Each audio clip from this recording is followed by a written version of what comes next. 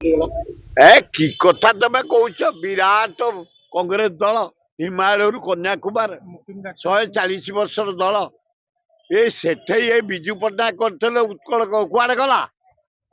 ମହତାବ କରିଥିଲେ ଜନକ କୁଆଡେ ଗଲା? ପ୍ରଗତି ଦଳ କରିଥିଲେ ସବୁ ମିଶି କୁଆଡେ ଗଲା? ଏଠି ସେ ସବୁ କାମ ଦବନି। ନମ୍ବର 1 କଂଗ୍ରେସ 140 ବର୍ଷ ଦଳ। ଦ୍ୱିତୀୟ, ଏବେ ଯୋଉ ଫୁଲ ଆଇଛି ଏ 10-15 ବର୍ଷ 20 ବର୍ଷ ହେଲା ଆରଏସ୍ ଦଳ ବିଜେପି। ଥାର୍ଡ 25 ବର୍ଷ ହେଲା ନବୀନ ପଟ୍ଟନାୟକ ଯୋଉ କାର୍ଯ୍ୟ ରାଜ୍ୟର ବିକାଶ କରିଛନ୍ତି, ତେଣୁ ଥାର୍ଡ ପାର୍ଟି ହେଇକି ରହିବେ। ଏଠି କେହି କାମ ଦବେନି ଇଣ୍ଡିପେଣ୍ଡେଣ୍ଟ। ଆମକୁ ସେ ଡାକିବ, ଆମେ ପିଓର କଂଗ୍ରେସ ଲୋକ। ସେ ଆମ ଛାଇଆକୁ ମାଡ଼ି ପାରିବ? ଯିଏ ଯାହା କଥା କହୁଛ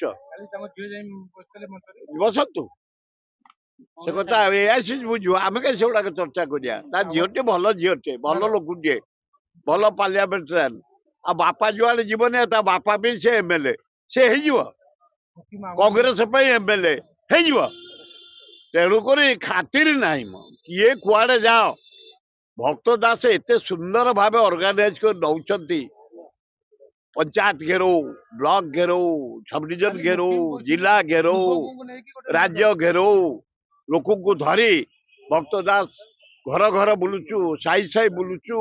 ସଂଗଠନ ଏଭ୍ରି ଡେ ରାହୁଲ ଗାନ୍ଧୀ ନାଁରେ, ଖଗଡେ ନାଁରେ, ଆଉ ଅଜୟ କୁମାର ନାଁରେ ମାରି ଚାଲିଛି।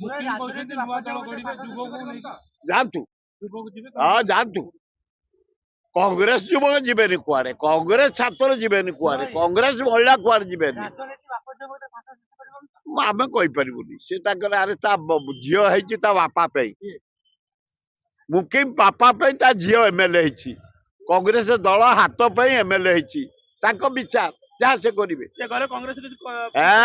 ବିରାଟ ସମୁଦ୍ର, ଏଥିରୁ ବାଲ୍ଟିଏ ପାଣି ନେଲା ଭଳିଆ ଜଣା ପଡିବ। ଓଡିଶାର ମୁଖ୍ୟମନ୍ତ୍ରୀ ମୋହନ ମାଝୀଙ୍କୁ ମୁଁ ଅଭିନନ୍ଦନ ଜଣାଉଛି। କେତେ ଗୁଡ଼ିଏ ବୋଲ୍ଡ ଷ୍ଟେପ ନେଇଛନ୍ତି ଖୋର୍ଦ୍ଧା ଜିଲ୍ଲା ଭୁବନେଶ୍ୱର ପାଇଁ।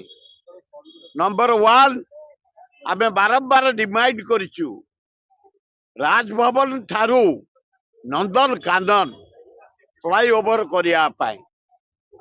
ନବୀନ ପଟ୍ଟନାୟକ ମଧ୍ୟ ପ୍ରସ୍ତାବ ଗ୍ରହଣ କରି ମ୍ୟାପ ତିଆରି ସରିଥିଲା। ଯାହା ହଉ, କାଲି ମୁଁ ଖୁସି, ମୋହନ ମାଝୀ ଘୋଷଣା କରିଛନ୍ତି ଜୟଦେବ ବିହାରରୁ ନନ୍ଦନକାନନ। ମୁଁ ସେଇଠି ସବମିଶନ କରୁଛି, ହେ ମୋହନ ମାଝୀ ମହୋଦୟ, ଜାମ୍ ରହୁଛି ରାଜ୍ୟପାଳ ଭବନ ଠାରୁ ନନ୍ଦନକାନନ, ଯୋଉଟାକୁ ଫ୍ଲାଇଓଭର କରିବା ପାଇଁ ନବୀନ ପଟ୍ଟନାୟକ ଘୋଷଣା କରିଥିଲା। ଯାହା ହଉ, ଆପଣ ଟିକେ ରଙ୍ଗ ବୋଳିଛନ୍ତି ଯେ ତାକୁ ଆଚାର୍ଯ୍ୟ ବିହାରଠୁକୁ ନେବା ପାଇଁ। ତେଣୁ ଆମର ଡିମାଣ୍ଡ ରାଜ୍ୟପାଳ ଭବନ ଭୁବନେଶ୍ୱରରୁ ନନ୍ଦନକାନନ ଏବଂ ଏଲିଭେଟେଡ କରିଡର ଯୋଉ କରିବେ, ସେଇଟାକୁ ଓଡ଼ିଆରେ ଫ୍ଲାଇଓଭର ବା ଶୂନ୍ୟ ଓଭର ବ୍ରିଜ, ଓଭର ବ୍ରିଜ, ଉଚ୍ଚ ବ୍ରିଜ କରିବା ପାଇଁ ଆପଣଙ୍କୁ ନିବେଦନ କରୁଛି। 1, 2, ଆପଣ 50 ସିଟ୍ ଏମଏଲଏ ବଢେଇବେ, ଆପଣ ପ୍ରସ୍ତାବ ଦେବେ। ଆପଣଙ୍କର ଶକ୍ତି ନାହିଁ ସିଟ୍ ବଢେଇବା ପାଇଁ, ସେଇଟା ଗଭର୍ଣ୍ଣମେଣ୍ଟ ଅଫ ଇଣ୍ଡିଆ କରିବ। ସେଟା ଆପଣଙ୍କ ଭିତରେ ନୁହଁ, କିନ୍ତୁ ଦିଅନ୍ତୁ। ବଢିଆ ସଜେସନ, ଆହୁରି 50-60 ସିଟ୍ ବଢୁ। ଆମର ଭୁବନେଶ୍ୱରରେ 3ଟା, ଜଟଣୀ, ଖୋର୍ଦ୍ଧା, ବାଲିଅନ୍ତା, ବାଲିପାଟଣା ମିଶିଲେ ଏଇଠି 10ଟା ହବ, ଆଉ 5ଟା ବଢିବ। ପପୁଲେସନ ବଢିଛି। ଜଟଣୀ, ଭୁବନେଶ୍ୱର, ଖୋର୍ଦ୍ଧା, ବାଲିଅନ୍ତା, ବାଲିପାଟଣା କୁ ମିଶେଇ ଦେଲେ 5ଟା ଜାଗାରେ 10ଟା ଏମଏଲ ସିଟ୍ ବଢିବ। ୱେଲକମ, ଅଭିନନ୍ଦନ। ଏବଂ ତାହେଲେ ରଖିଛନ୍ତି ନୂଆ ବିଧାନସଭା ସେକ୍ରେଟାରିଏଟ, ମୁଖ୍ୟମନ୍ତ୍ରୀଙ୍କ ଘର ଆଜି ଦେଖେଇଛନ୍ତି ମ୍ୟାପରେ, ଯେ ନୂତନ ଭାବେ ହବ। ଅଭିନନ୍ଦନ। ଆମ ପଇସାରେ ତିଆରି ହବ। ସେ କଣ ତମ ଧାନ ବିକା ପଇସା କି ମୋହନ ମାଝୀ? ନା ନରେନ୍ଦ୍ର ମୋଦିର ଧାନ ବିକା ପଇସା? ଆମେ ଜିଏସଟି ଦେଉଛୁ, ଆମେ ଟାକ୍ସ ଦଉଛୁ, ଆମେ ଖଞ୍ଜଣା ଦଉଛୁ, ଆମରି ପଇସାରେ ତିଆରି ହବ। ୱେଲକମ୍ କର, ଯୋଉଟା ପ୍ରସ୍ତାବ ଦଉଛ କର। 2 ବର୍ଷ ହେଇଗଲା ଗୋଟେ ଗାଣ୍ଡୁଆ ମାଟି ପଡିଲାନି କୋଉଠି, ଖାଲି କଲର ସେଗୁଡାକୁ ଆମକୁ ଦେଖାଉନି। ଏଇ ଯୋଉ ପ୍ରସ୍ତାବ ନୂଆ ସେକ୍ରେଟେରିଏଟ, ନୂଆ ବିଧାନସଭା କର, ଏଇ ଯୋଉ ଫ୍ଲାଇଓଭର ଆମର ଗଭର୍ଣ୍ଣର ହାଉସ ଟୁ ନନ୍ଦନକାନନ କର, ଆମେ ଅତ୍ୟନ୍ତ ଖୁସି ହବୁ। ଡକାୟତ ରାଷ୍ଟ୍ରପତି ଆସିବା ଉଚିତ ନୁହଁ। ଅନ୍ୟ ଦେଶ ରାଷ୍ଟ୍ରପତି ଜବରଦସ୍ତି ତା ଘରୁ ଆଣି ଆରେଷ୍ଟ କରି ଜେଲ କରି ନିଜେ ରାଷ୍ଟ୍ରପତି ଘୋଷଣା କରିବା ୱାର୍କିଂ ପ୍ରେସିଡେଣ୍ଟ, ଏଗୁଡା ଅଲାଜ। ଜାତିସଂଘ କାହିଁ ହେଇଯିବେ? କଣ ପାଇଁ ଜାତିସଂଘ ହେଇଛି? କଣ ଆବଶ୍ୟକ ଅଛି? ଟ୍ରମ୍ପ ତ ଯାହାକୁ ପାଇଲା ଧମକେଇଲା, ଯାହାକୁ ପାଇଲା ପଶିଲା, ଯାହାଠୁ ପାଇଲା ନେଲା। ଆଉ ଇଏ ନରେନ୍ଦ୍ର ମୋଦିଟା ତ ଅର୍ଡରଲି କରି ରଖିଛି। ନରେନ୍ଦ୍ର ଆଶା, ନରେନ୍ଦ୍ର ମୁଁ ଯୁଦ୍ଧ ସିଜ୍ ଫାୟାର କରୁଛି ନା କହିଲା ନା, ତାକୁ କହିକି ଟ୍ରମ୍ପ ଘୋଷଣା କଲା। ତମେ ଜାଣିପାରିଲନି? ଘୋଷଣା ଟ୍ରମ୍ପ ବନ୍ଦ କରିଛି।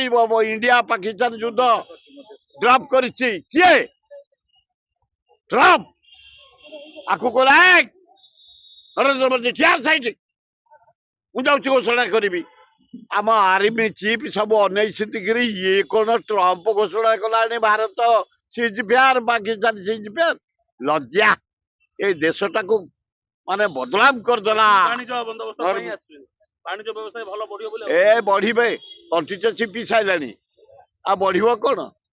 କି ବଢା ବଢିବ? ଆମେ ଆସିଲେ ଆମ ରାହୁଲ ଗାନ୍ଧୀ ପଚାରିବୁ, ଟ୍ରମ୍ପ ଯଦି ଆସେ ଭାରତକୁ ଛିନ୍ଛତର କରିସାରିଲାଣି, ଦରଦାମରେ ବଢେଇ ସାରିଲାଣି, ଅରାଜକତା ସରିଲାଣି, ଭାରତର ସମ୍ମାନକୁ ପାକିସ୍ତାନ ଆଗେ ବିକ୍ରି କରିସାରିଲାଣି, ଆମେ ବିରୋଧ କରିବୁ କି ସମର୍ଥନ କରିବୁ? ଯଦି ରାହୁଲ ଗାନ୍ଧୀ ଖଗଡେ କହିବେ ବିରୋଧ, ଓହ୍ଲେଇ ଦିଆଯିବନି ଓଡିଶା ମାଟିରେ ଟ୍ରମ୍ପକୁ। କିନ୍ତୁ ମୋ ଦଳ ନିର୍ଦ୍ଦେଶ ଯାହା ଦବ ସେଇଆ କରିବୁ। ଭାରତ ବର୍ଷରେ ଯୋଡ଼ାଏ ଜାତୀୟ ଦଳ ରହିବ, କଂଗ୍ରେସ, ବିଜେପି। ଷ୍ଟେଟ ଦଳ ହିସାବରେ ନବୀନ ପଟ୍ଟନାୟକ ଗୋଟେ ଦଳ ହେଇ ରହିବ। କାହିଁକି ତାର ରହିବ? 25 ବର୍ଷ ରାଜ୍ୟର ବିକାଶ ଗୁଡ଼ାଏ କରାଇଛି ସବୁ କ୍ଷେତ୍ରରେ, ଏବଂ ପଇସା ମଧ୍ୟ ଅଛି। 2000 କୋଟି ତାଙ୍କର ସରକାରଙ୍କ ହିସାବରେ ରହିଛି। ତେଣୁ 3ଟା ଦଳ ଓଡ଼ିଶାରେ ରହିବ। ସେମିତି ଆସିବେ, first Congress, second BJP, third ନବୀନ। ବହୁ ଦଳ ଆସିଛନ୍ତି, ବହୁ ଦଳ ଯାଇଛନ୍ତି। ବିଜୁ ବାବୁଙ୍କ ଦଳ ରହିନି, ମହତାବଜୀଙ୍କ ଜନ କଂଗ୍ରେସ ରହିନି, ଉତ୍କଳ କଂଗ୍ରେସ ରହିନି, କିଛି ସେ ସବୁ କାମକୁ ନୁହଁ। କଂଗ୍ରେସ ଏଭ୍ରି ଡେ ଭକ୍ତ ଦାସ ନେତୃତ୍ୱରେ ରାଇଜିଂ। କାହିଁକି ନା ଆମେ ଆନ୍ଦୋଳନ କରି ଇଲେକ୍ଟ୍ରି ଉପରେ, ପାଣି ଉପରେ, କର ଉପରେ ଆନ୍ଦୋଳନ କରିକି ଗାଁ ଗହଳି ଚାରିଆଡ଼େ ଖେଦି ଗଲୁଣି। ପଞ୍ଚାୟତ, ୱାର୍ଡ, ମ୍ୟୁନିସିପାଲିଟି, କଂଗ୍ରେସ ଓନ୍ ୱେରେ, ରାହୁଲ ଗାନ୍ଧୀ ନେତୃତ୍ୱରେ, ଖଗଡେ ନେତୃତ୍ୱରେ, ଅଜୟ କୁମାର ନେତୃତ୍ୱରେ, ଏଠି ଭକ୍ତ ଦାସ ନେତୃତ୍ୱରେ ବାରମ୍ବାର ଆନ୍ଦୋଳନ କରି ଗାନ୍ଧୀଙ୍କ ଷ୍ଟାଚ୍ୟୁ ତଳେ ବସି ପ୍ରତିଜ୍ଞା କରି କଂଗ୍ରେସ ଅଫିସରେ, ଗାଁ ଗହଳିରେ, ସହରରେ ଘେରଉ, କଲେକ୍ଟରେଟ୍ ଘେରଉ, ବ୍ଲକ ଘେରଉ, ପଞ୍ଚାୟତ ଘେରଉ, ଏସବୁ କରିକି କଂଗ୍ରେସ ନିଜ ଗୋଡ଼ରେ ଠିଆ ହେଲାଣି। କଂଗ୍ରେସ ଆଉ କାହାକୁ ଅପେକ୍ଷା କରିନି। ଭକ୍ତ ଦାସ ନେତୃତ୍ୱରେ ଓଡ଼ିଶାରେ ପଞ୍ଚାୟତରେ ବଢ଼ିଆ ହେବ, ମ୍ୟୁନିସିପାଲିଟିରେ ଭଲ ହେବ, ଏମ୍ଏଲ୍ଏରେ ଭଲ ହେବ, ଏମ୍ପିରେ ଭଲ ହେବ। ସମୟକୁ ଅପେକ୍ଷା। ନାଇଁ ନାଇଁ, କୋଉ ଦଳରେ ନାହିଁ, କୋଉ ତମ ଗାଁରେ, ତମ ଘରେ ନାହିଁ, ତମ ଘରେ ନାହିଁ, ପୁରା ବ୍ଲାଇଣ୍ଡ ଏକଦମ। ତେଣୁ ସେଗୁଡ଼ାକ ଧରାଯାଏ ନା। ଛାତ୍ର ଆମର ବଢ଼ିଆ, ଯୁବ କଂଗ୍ରେସ ଆମର ବଢ଼ିଆ, ମହିଳା କଂଗ୍ରେସ ବଢ଼ିଆ, ସେବା ଦଳ ବଢ଼ିଆ, ଆମର ମୁସଲିମ ଖ୍ରୀଷ୍ଟିଆନ ଖୁବ୍ ବଢ଼ିଆ, ଆମର ଆଦିବାସୀ ହରିଜନ ବଢ଼ିଆ, ସବୁ ଭଲ। Congress rising every day. ତାଙ୍କ ଇଚ୍ଛା। ସୁଖିଆ କଂଗ୍ରେସ ଦଳର ହାତ ଚିହ୍ନରେ ଜିତିକି ଆସିଛନ୍ତି, ଗୁଡ୍ ପାର୍ଲିଆମେଣ୍ଟାରିଆନ୍, ଭଦ୍ର ମହିଳା। ଇଚ୍ଛା ତାଙ୍କ, ଯଦି ବାପାଙ୍କ ସାଥେ ରହିବେ ରହିବେ, ଆଉ ଯଦି ଆମ ସାଥେ ରହିବେ କଂଗ୍ରେସ ରହିବେ, ତାଙ୍କ ଇଚ୍ଛା। କିନ୍ତୁ ଗୁଡ୍ ଲେଡି। ଯୁବ ଛାତ୍ର ମାନେ କାଳେ ମୁକିମଙ୍କ ଦଳକୁ ପଳେଇବେ। ଭଲ ଯେ ଯାଆନ୍ତୁ ଯାଆନ୍ତୁ ଯିଏ ଯିବା କଥା, କିନ୍ତୁ କଂଗ୍ରେସ ଆଇରନ୍ ମ୍ୟାନ୍, ଲୁହା ମନୁଷ୍ୟ, ତାକୁ ଟଳେଇବା ପାଇଁ ଇଏ ଅଗାଡ଼ି ପବନରେ ଯୋଉଗୁଡ଼ା ଉଡ଼ିଯିବ। ପାଗଲ ବିରାଟ କଂଗ୍ରେସ, ବିରୋଧୀ କହୁଛନ୍ତି ହିମାଳୟ ଭଳି କଂଗ୍ରେସ। ବିରୋଧୀ କହୁଛନ୍ତି କଂଗ୍ରେସର ଅଖା ନାହିଁ କି ବିରି ନାହିଁ। କେଜାଣି ତାଙ୍କରି ନାହିଁ, ଯିଏ କହୁଛନ୍ତି ତାଙ୍କର ଅଖା ନାହିଁ କି ବିରି ନାହିଁ। ଆମର ତ କୋଉ କାଳୁ 140 ବର୍ଷ ହେଲେ ଆମ ମାଟିକି ଆଜି 140 ବର୍ଷ ଆଉ କଂଗ୍ରେସ ଦଳକୁ 140 ବର୍ଷ କେତେ ଗଲେଣି। ଦେଶ ଆଣିଛନ୍ତି କଂଗ୍ରେସ, ସ୍ୱାଧୀନତା ଆଣିଛି କଂଗ୍ରେସ, ମରିଛନ୍ତି କଂଗ୍ରେସ। ଏଇ ଯୋଉ ମାନେ ନରେନ୍ଦ୍ର ମୋଦୀ ଆଣିଛି କଂଗ୍ରେସ। ଏଗୁଡ଼ା ଦେଶଦ୍ରୋହୀ, ଏଗୁଡ଼ାକ ଦେଶଦ୍ରୋହୀ। କିଏ ଦେଶ ଦଳ? ଏ ନରେନ୍ଦ୍ର ମୋଦୀ ଦଳ RSS ପାର୍ଟି ଏ ପୁରା ଗାନ୍ଧୀକି ହତ୍ୟା କରିଛନ୍ତି। ଇଏ କ'ଣ ସ୍ୱାଧୀନତା ଆଣିବେ? ଇଏ କ'ଣ ଜାଣିବେ? ଭାରତ ବର୍ଷର ସର୍ବାଙ୍ଗୀନ ଉନ୍ନତି ପଣ୍ଡିତ ନେହେରୁ କରିଥିଲେ। ଓଡ଼ିଶା ଆଜି ଏଡ଼େ ବଡ଼ ହୀରାକୁଦ ବନ୍ଧ ଜଳସେଚନ, ଆଜି ଷ୍ଟିଲ୍ ପ୍ଲାଣ୍ଟ ରାଉରକେଲା, ଆଜି ବନ୍ଦର ପାରାଦୀପ କିଏ କରିଛି? ତେଣୁ କଂଗ୍ରେସ କରିଛି।